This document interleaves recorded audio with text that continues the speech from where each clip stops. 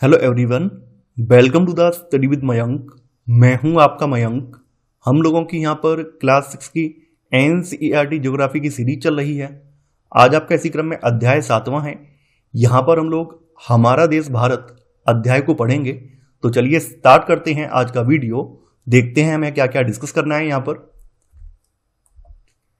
आज के अध्याय में हम लोग अपने देश भारत के बारे में जानेंगे। तो चलिए मैं आपको मैप पर लिए चलता हूं। आपके सामने यहाँ पर विश्व मैप दिया गया है और विश्व मैप में आप देख पा रहे हैं जो आपका पूर्वी गोलार्ध है, यानी कि जो आपकी प्रधान याम्योत्तर रेखा है उसके पूर्व वाला जो हिस्सा है इसको पूर्वी गोलार्ध कहा जाता है। तो जो एशिया महाद्वीप है ये पूर्वी गोलार्ध में अवस्थित है।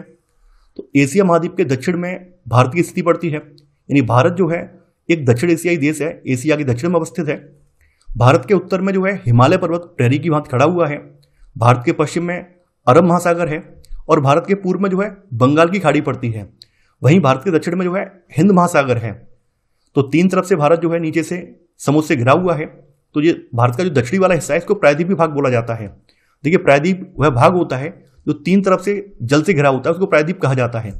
भारत के क्षेत्रफल की बात करें तो भारत का क्षेत्रफल 32.8 लाख वर्ग किलोमीटर है, यानी कि वास्तविक जो क्षेत्रफल है वो 32,87,263 स्क्वायर किलोमीटर है। उत्तर में लद्दाख से लेकर, यानी यहां से लेकर, और दक्षिण में जो कन्याकुमारी है यहां तक भारत का विस्तार जो है 3,214 किलोमीटर है। पूर्व में अरुणाचल प्रदेश से लेकर पश्चिम में कच्छ तक इसका विस्तार जो है 2,933 किलोमीटर है।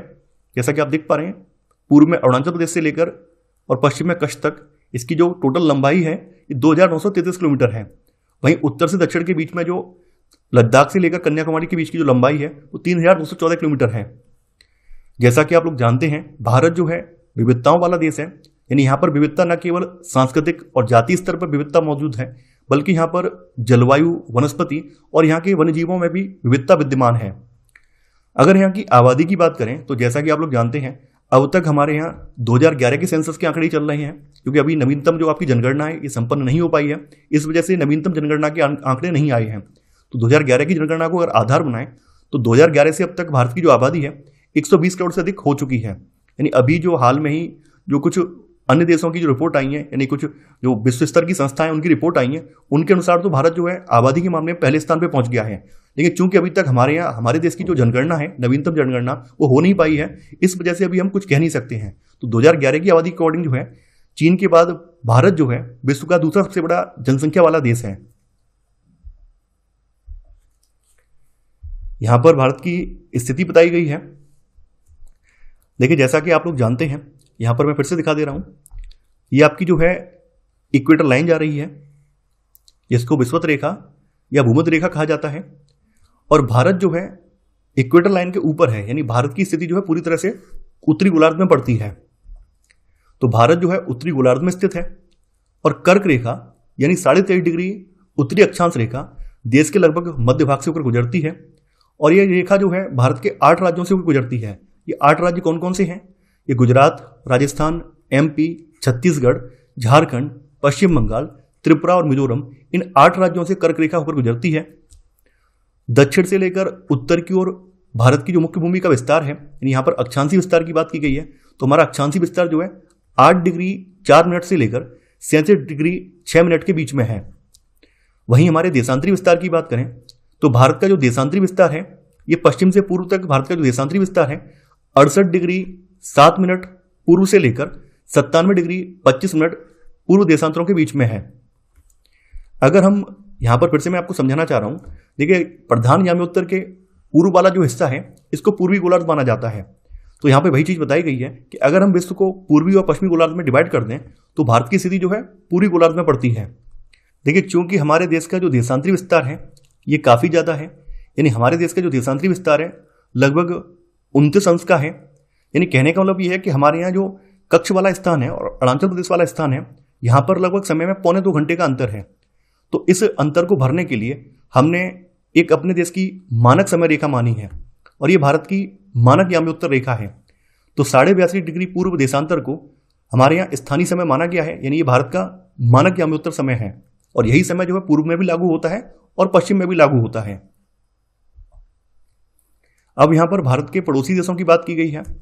तो जैसा कि आप लोग देख पा रहे हैं, देखिए, हमेशा चीज़ों को फैक्ट से याद करने की अपेक्षा आप लोग मैप से समझा कीजिए। अगर आप लोग चीज़ों को मैप से समझेंगे तो एग्जाम में कभी भूलेंगे नहीं।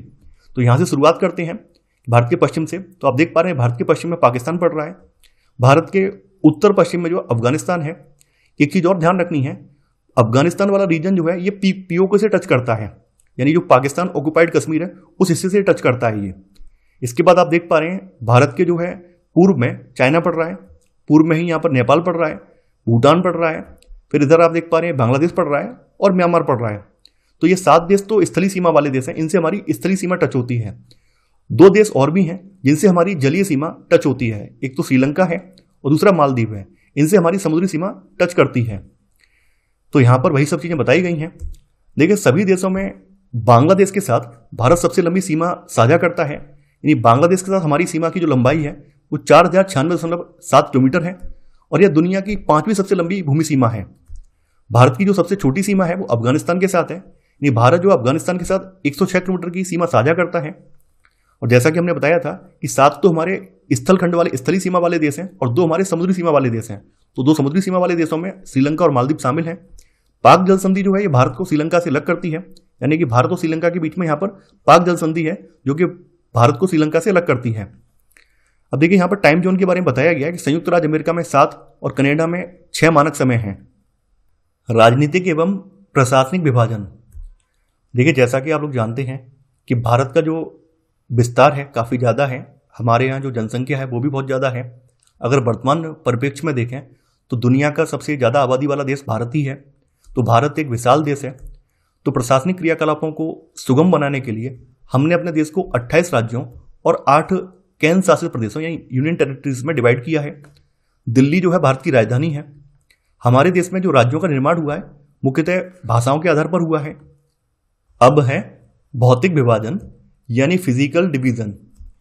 देखिए, जैसा कि आप लोग जानते हैं हमारे यहाँ विविधता न केवल सांस्कृतिक या जनजातीय स्तर पर मौजूद है, बल्कि हमारे यहाँ जो विविधता है वो भौतिक स्तर पर भी मौजूद है, यानी भारत के जो भौतिक भूगोल है उस स्तर पर भी विविधता मौजूद है। यानी हमारे यहाँ पर्वत भी हैं, पठार भी हैं, मैदान भी हैं, तट भी हैं, द्वीप समूह भी हैं। यानी भारत ही ऐसा एक देश है जहाँ पर आपको किसी भी प्रकार का लुत्फ उठाना है तो आप कहीं भी जा सकते हैं। अगर आपको बर्फबारी का आनंद लेना है तो शिमला चले जाइए या जम्मू कश्मीर चले जाइए। रेगिस्तान को देखना है तो राजस्थान चले जाइए, थार का डेजर्ट पड़ता है। अगर आपको जो है उष्णकटिबंधीय जलवायु देखनी है तो साउथ इंडिया में चले जाइए, पश्चिमी घाट में चले जाइए, या फिर आपको समुद्र का मजा लेना है तो पूर्वी किनारे पर या पश्चिमी किनारे पर कहीं भी जा सकते हैं। द्वीप देखने हैं तो हमारे यहाँ द्वीप समूह भी मौजूद हैं, अंडमान निकोबार और लक्षद्वीप द्वीप समूह मौजूद हैं। तो भारत अपने आप में एक यूनिक देश है, यानी यहाँ पर सब कुछ मौजूद है। तो सबसे पहले बात करते हैं उत्तर में स्थित हिमालय पर्वत की। तो उत्तर में स्थित हिमालय पर्वत को 3 मुख्य समानांतर श्रृंखलाओं में बांटा जाता है। देखिए, सबसे उत्तर में स्थित इसकी जो श्रृंखला है, सबसे उत्तर में पड़ने वाली इसकी जो श्रृंखला है इसको बृहद हिमालय या फिर हिमाद्री कहते हैं। और इसी रीजन में, यानी बृहद हिमालय या फिर हिमाद्री वाले रीजन में ही विश्व की सबसे ऊंची चोटियां विद्यमान हैं। बृहद हिमालय या हिमाद्री के दक्षिण में जो है मध्य हिमालय या हिमाचल पड़ता है, यानी बीच में यहाँ पर मध्य हिमालय या हिमाचल वाली श्रेणी पड़ती है। तो बहुत से जो लोकप्रिय पहाड़ी स्थान हैं वो मध्य हिमालय या हिमाचल में पड़ते हैं। और सबसे एंड में, सबसे अंत में जो श्रृंखला आती है वो आती है शिवालिक। तो शिवालिक श्रृंखला जो है सबसे दक्षिण में स्थित श्रृंखला है। देखिए, हिमालय के दक्षिण में आ जाएं तो फिर पड़ता है आपका उत्तर का मैदान, यानी हिमालय के दक्षिण में ये वाला जो हिस्सा पड़ता है उत्तर का मैदान बोला जाता है। ये वाला पोर्शन आप देख पा रहे हैं, ये पूरा मैदान जो है उत्तर का मैदान बोला जाता है, ये वाला पोर्शन। तो ये जो मैदान है समतल और सपाट मैदान है और ये मैदान सिंध, गंगा, ब्रह्मपुत्र और इनकी जो सहायक नदियां हैं इनके द्वारा लाए गए जलोढ़ निक्षेपों से बना है। नदियों ने ये मैदान निर्मित किया है। तो ये मैदान जो है कृषि के लिए बहुत ज़्यादा उपजाऊ है और यही कारण है कि ये दुनिया के सबसे सघन मैदान है, यानी यहाँ पर सबसे ज़्यादा आबादी आपको देखने को मिलती है क्योंकि यहाँ पर सभी चीज़ें अनुकूल हैं। खेती के लिए उपजाऊ जमीन भी है, इसके अलावा जो परिवहन के साधन हैं वो भी यहाँ पर अच्छे खासे हैं, घर बनाने के लिए भी सामग्री मिल जाती है। तो इसी वजह से जो गंगा घाटी के मैदान हैं वो सबसे ज़्यादा बसे हुए हैं। अब देखिए, यहाँ पर जलोढ़ निक्षेप के बारे में बताया गया है कि जलोढ़ निक्षेप क्या होता है। जलोढ़ निक्षेप जो है नदियों के द्वारा लाई गई बहुत महीन मिट्टी होती है और नदी बेसिन में ये निक्षेपित कर दी जाती है। सहायक नदी का मतलब क्या है? सहायक नदी या सरिता जो मुख्य नदी में किसी भी तरफ से आकर मिलती है उसको सहायक नदी या सरिता कहा जाता है और ये अपना जल मुख्य नदी में विसर्जित कर देती है। अब देखिए, यहाँ पर भारत के जो पश्चिमी भाग है इसके बारे में बताया गया है कि भारत का जो पश्चिमी भाग है तो पश्चिमी भाग में भारतीय महामरुस्थल है, यानी भारत का ये वाला जो रीजन है ये वाला मरुस्थलीय रीजन है। और यहाँ की जलवायु की बात करें, यहाँ की जलवायु शुष्क है, यानी ये पूरा मरुस्थल शुष्क, गर्म और रेतीला स्थल है। यहाँ वनस्पति की मात्रा बहुत कम है। यहाँ पर वनस्पति के नाम पर जो कांटेदार झाड़ियां हैं वो उगती हैं। देखिए उत्तरी मैदान के दक्षिण में प्रायद्वीपीय पठार पड़ता है। यहाँ पर आप देख पा रहे हैं ये प्रायद्वीपीय पठार वाला पोर्शन है। और जैसा कि मैंने आपको बताया था, प्रायद्वीप का मतलब क्या होता है कि तीन तरफ से जल से घिरा हुआ जो स्थलखंड होता है उसको प्रायद्वीप कहा जाता है। तो इसकी आकृति जो है त्रिभुजाकार है और इसका धरातल जो है काफी ऊंचा नीचा है। प्रायद्वीपीय भारत में भी बहुत सी पहाड़ी श्रृंखलाएं हैं, घाटियां भी हैं। इसके उत्तर पश्चिम में अरावली श्रृंखला स्थित है, यानी उत्तर पश्चिम का मतलब ये वाला जो रीजन है, ये उत्तर पश्चिम वाला रीजन है। यहाँ पर अरावली श्रेणी पड़ती है और अरावली श्रृंखला जो है विश्व की सबसे पुरानी पहाड़ी श्रृंखला है। यहाँ पर आप देख पा रहे हैं बीच में मध्य में यहाँ पर आपको बिंध्य और सतपुड़ा की जो श्रेणियां हैं वो देखने को मिल जाएंगी। तो मध्य में जो है बिंध्य और सतपुड़ा की श्रृंखलाएं हैं, जिनसे होकर नर्मदा और ताप्ती नदियां जो है बहती हैं। नर्मदा और ताप्ती नदियां जो है पश्चिम की तरफ बहने वाली नदियां हैं और ये दोनों नदियां जो है अरब सागर में अपना जल यहाँ पर गिराती हैं। इस पठार के पश्चिम में पश्चिमी घाट, यानी इसके पश्चिम में इस साइड में आप देख पा रहे हैं ये वाला पोर्शन जो पश्चिमी घाट बोला जाता है, जिसको पश्चिमी घाट या फिर सह्याद्री भी कहा जाता है। और पूर्व में यहाँ पर ये पूर्वी घाट वाला रीजन है। पश्चिमी घाट का विस्तार जो है एक समान रूप से हुआ है, यानी पश्चिमी घाट जो सतत अवस्था में है। पश्चिमी घाट को केवल दर्रों के जरिए ही इसको पार किया जा सकता है। इन सब चीजों को हम आगामी अध्यायों में पढ़ेंगे। जबकि पूर्वी घाट जो है सतत अवस्था में नहीं है, पूर्वी घाट जो बीच बीच में टूटा हुआ है और असमान है। अब देखिए जो आपका प्रायद्वीपीय पठार है, प्रायद्वीपीय पठार जो है खनिजों की दृष्टि से काफी ज्यादा संपन्न है। यहां पर जो है कोयला, लौह अयस्क की प्रचुरता विद्यमान है। पश्चिमी घाट के पश्चिम में देखिए ये आपका पश्चिमी घाट रहा। पश्चिमी घाट के भी पश्चिम में ये वाला हिस्सा, इस वाले हिस्से की बात हो रही है, यहाँ पे मैं हाईलाइट कर रहा हूँ ये वाला हिस्सा। तो ये वाला जो हिस्सा है ये तटीय मैदान है। ये पश्चिमी घाट के पश्चिम में और पूर्वी घाट के पूर्व में, पूर्वी घाट के पूर्व में, पूर्वी घाट ये वाला है, इसके पूर्व वाला हिस्सा ये वाला हिस्सा। तो पश्चिमी घाट के पश्चिम में और पूर्वी घाट के पूर्व में तटीय मैदान स्थित है। पश्चिम के तटीय मैदान की बात करें तो पश्चिम के तटीय मैदान काफी संकरे हैं, जबकि पूर्वी तटीय मैदान अपेक्षाकृत चौड़े हैं। क्यों चौड़े होने का रीजन ये है क्योंकि पूर्व की ओर बहने वाली कई नदियां हैं। ये प्रायद्वीपीय भारत की जो अधिकांश नदियां हैं पूर्व की ओर बहकर अपना जो जल है बंगाल की खाड़ी में गिराती हैं। तो इसी वजह से जो पूर्व के मैदान है वो काफी ज्यादा चौड़े हैं। महानदी, गोदावरी, कृष्णा और कावेरी बंगाल की खाड़ी में अपना जल गिराती हैं और ये नदियां अपने मुहाने पर उपजाऊ डेल्टा का निर्माण करती हैं। देखिए जिस समय नदी समुद्र में मिलने वाली होती है तब तक उसकी गति जो बहुत ज्यादा मंद हो जाती है। गति मंद होने की वजह से अंतिम समय में नदी जो है कई वितरकाओं में डिवाइड हो जाती है, कई वितरकाओं इस तरह से डिवाइड हो जाती है, तो एक डेल्टा का निर्माण होता है।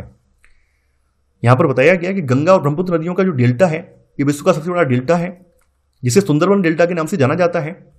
यहाँ पर आप देखेंगे इस साइड में यहाँ पे पड़ता है गंगा ब्रह्मपुत्र का जो डेल्टा है, ये सुंदरबन डेल्टा यहाँ पे पड़ता है, बंगाल में पड़ता है और ये विश्व का सबसे बड़ा डेल्टा है। उस डेल्टा की आकृति जो है त्रिभुजाकार है। डेल्टा का मतलब यह बताया गया डेल्टा स्थल का वह भाग है जो नदी के मुहाने पर बनता है, यानी जहां पर नदियां समुद्र में प्रवेश करती हैं उस जगह को नदी का मुहाना कहा जाता है और वहीं पर डेल्टा का निर्माण होता है। इसके अलावा भारत में 2 द्वीप समूह भी हैं। अरब सागर में लक्षद्वीप द्वीप समूह पड़ता है और बंगाल की खाड़ी में जो अंडमान और निकोबार द्वीप समूह पड़ता है। देखिए लक्षद्वीप द्वीप समूह जो है ये प्रवाल द्वीप है। प्रवाल आप जानते हैं, प्रवाल छोटे समुद्री जंतुओं के कंकाल होते हैं, यानी ये कैल्शियम कार्बोनेट का बना हुआ कंकाल होता है। प्रवाल क्या है? प्रवाल एक जीव है। जब वो जीव मर जाता है तो जीव के बाहरी सतह पर एक कंकाल होता है जो कि कैल्शियम कार्बोनेट का बना होता है। तो जीवित जीव जब मरते हैं, यानी जीवित जो पौले पे मरते हैं, तब उनका कंकाल बच जाता है और लगातार जब जीव मरते जाते हैं तो कंकालों की पूरी एक श्रृंखला होती है जो एक के ऊपर एक चढ़ती चली जाती है। तो ऐसे करके ये काफी ज्यादा ऊंचे हो जाते हैं और इस तरह से प्रवाल द्वीपों का निर्माण होता है। तो भारत का जो लक्षद्वीप द्वीप समूह है ये प्रवाल द्वीपों से निर्मित द्वीप है। अंडमान और निकोबार द्वीप समूह भारत से दक्षिण पूर्व दिशा में बंगाल की खाड़ी में स्थित हैं, यानी दक्षिण पूर्व में पड़ते हैं और ये बंगाल की खाड़ी में स्थित हैं। अंडमान और निकोबार द्वीप समूह जो है 2004 में सुनामी आई थी उससे प्रभावित हुए थे। सुनामी के बारे में बताया गया है कि सुनामी एक विशाल सागरीय तरंग है जो समुद्र तल पर भूकंप की वजह से उत्पन्न होती है। तो ये था हमारा आज का वीडियो। आई होप आपको आज का वीडियो पसंद आया होगा। आप लोग इस वीडियो को लाइक और शेयर करना बिल्कुल नहीं भूलेंगे। इसके अलावा इस अध्याय से संबंधित जो अभ्यास प्रश्नों का वीडियो है वो भी अवश्य देखिए, ताकि आपने यहाँ पर कितना पढ़ा है उसका आप अभ्यास कर पाएं।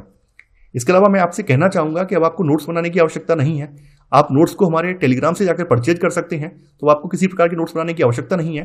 नोट्स न बनाकर आपका टाइम बचेगा और उतने टाइम आप किसी अन्य विषय को देंगे तो आपकी तैयारी और बेहतर हो पाएगी। तो मैं आशा करता हूं कि आपको ये सीरीज पसंद आ रही होगी। आप लोग इस वीडियो को लाइक और शेयर करना बिल्कुल नहीं भूलेंगे। तो आज के लिए बस इतना ही। Thanks for watching. जय हिंद।